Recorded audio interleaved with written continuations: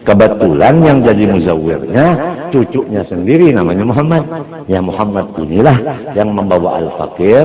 Kebetulan dia dapat waktu untuk jaga kubahnya Rasulullah malam Jumat. Nah, kita di bawah Muhammad masuk. Begitu dibukakan pintu kubur Rasulullah, kita masuk. Yang pertama itu dindingnya hijau. Dibuka dinding hijau, kuning.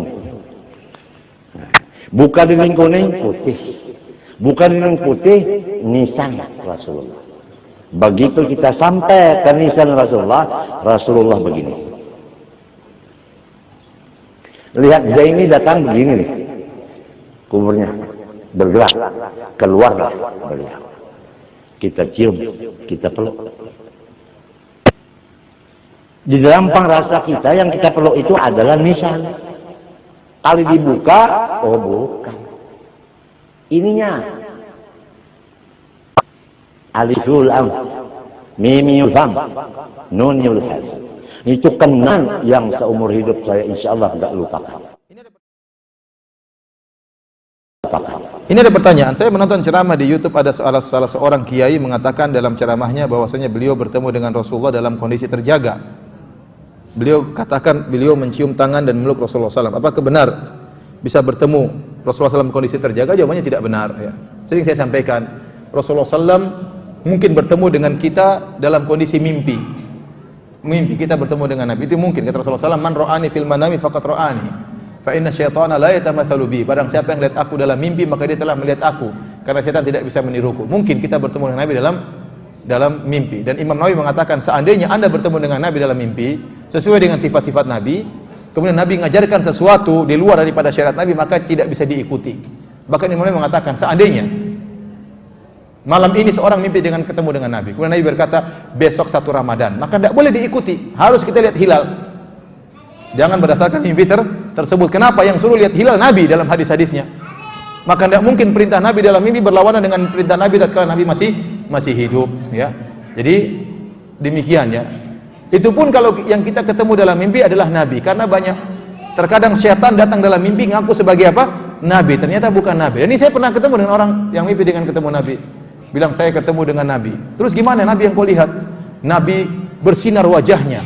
Ada jenggotnya enggak? Enggak, dagunya bersinar. Oh, itu bukan Nabi kata saya. Dagunya bersinar. Kalau Nabi jenggotnya apa? Lebat. Berarti bukan Nabi yang kau lihat. Ya.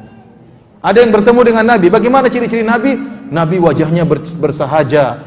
Kemudian rambutnya putih, jenggotnya putih. Itu bukan Nabi, karena Nabi ubannya cuma 20 helai.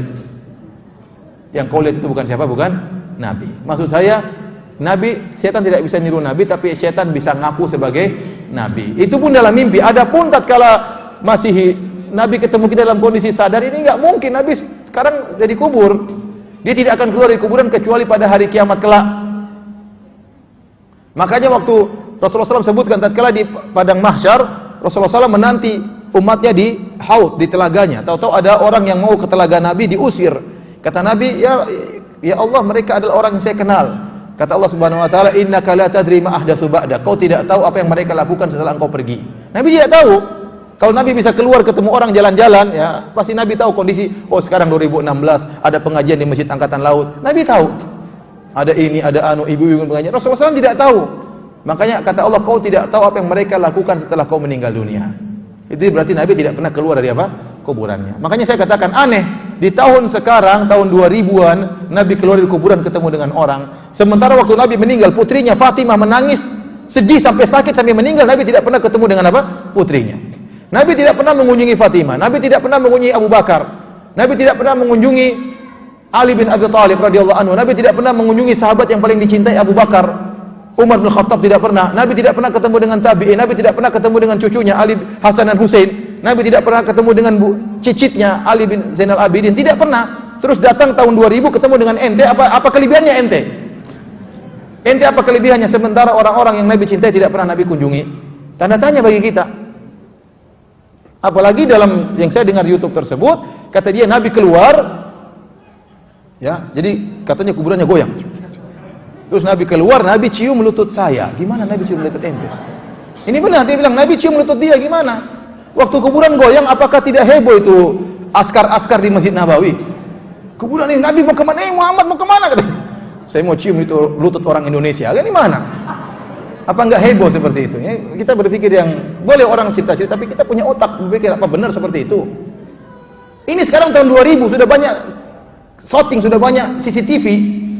Masa kejadian tersebut tidak terekam? Itu tahun 2000-an loh cerita itu. Jadi kuburan apa? Goyang, kemudian keluar. Kan susah, keluar itu berarti harus dibongkar itu apa namanya? Kan tertutup itu. Jadi berarti kan kuburan terbongkar. Apa enggak heboh di Masjid Nabawi kalau saya seperti itu?